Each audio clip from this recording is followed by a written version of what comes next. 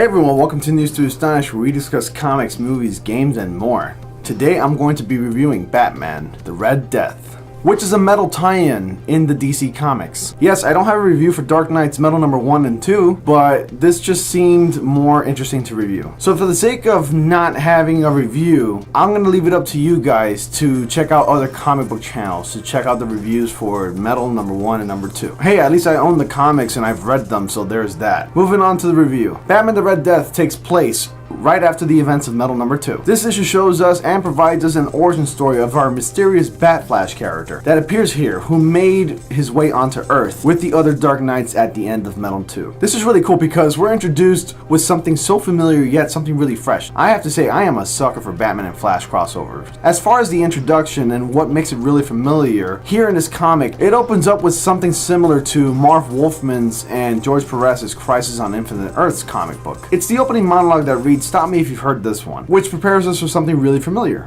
yet fresh. Right off the bat, we're shown this page of the Infinite Earths rotting.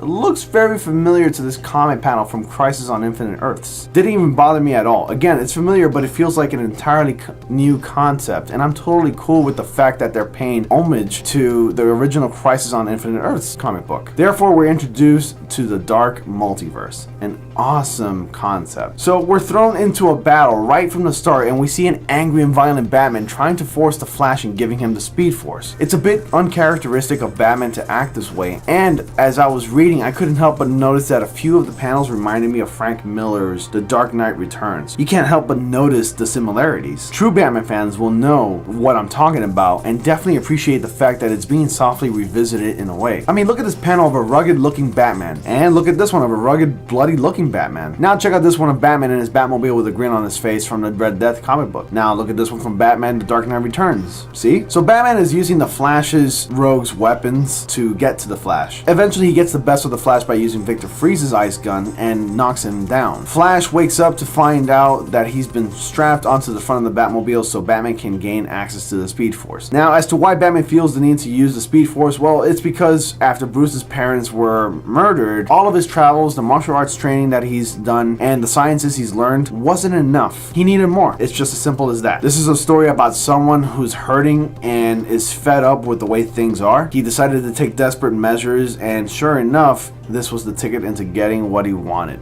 After they rushed into the Speed Force, we are now thrown into the Dark Multiverse in Gotham City, where crime is astronomically high, and we're introduced to this new Bat-Flash character known as the Red Death. This is a version of Batman in this Dark Multiverse, who has the speed of the Flash, but when he runs, he leaves bat trails in his wake, and he kills people. Bad guys, at least. We see him punch Scarecrow in half, he kills the Riddler, Penguin, and Man-Bat. Batman essentially thinks that this is the way to handle things versus dwelling on his actions on rooftops. If you think about it, the Batman has officially cracked. Throughout the comic, we get voice boxes from Barry Allen trying to tell Bruce Wayne to stop, and we also get voices from a mysterious dark entity throughout the issue, and the comic ends there. I have to praise the artwork. It's gorgeous, especially how rich and vibrant those reds, yellows, and blacks are. The use of the colors in this comic are emphasized really well and highly saturated, especially those reds and blacks and oranges and yellows. It's my favorite combination of colors, and personally my two favorite colors in the whole world, and I'm talking about red and black. It goes without saying that those colors are used really well here, and DC has put in so much time and effort to make their comics look incredible, especially their front covers of the issues. I mean, just look at this beauty over here. I mean, overall, I had a lot of fun,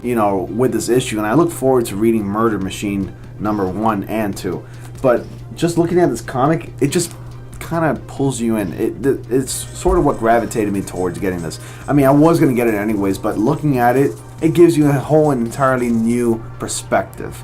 And I just love it. It's kind of got this holographic glow with the reds and blacks and yellows and oranges, contrasting.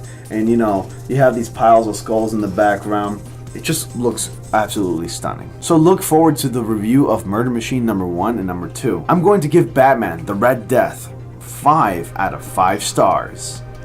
Well guys, that was my review on Batman: The Red Death number 1. What did you think of it? Let me know in the comment section below. Also, I do have a special announcement I want to make soon. It's a surprise that some of you will like, and I think it's going to be good for me in the long run. And for you viewers who have been watching my videos, supporting me throughout this whole entire past year. Oh wow, it's been a year that I've been doing YouTube videos, guys. Wow, time flies. Look at that. Anyways, like this video, subscribe for more, and I will see you all in the next comic panel.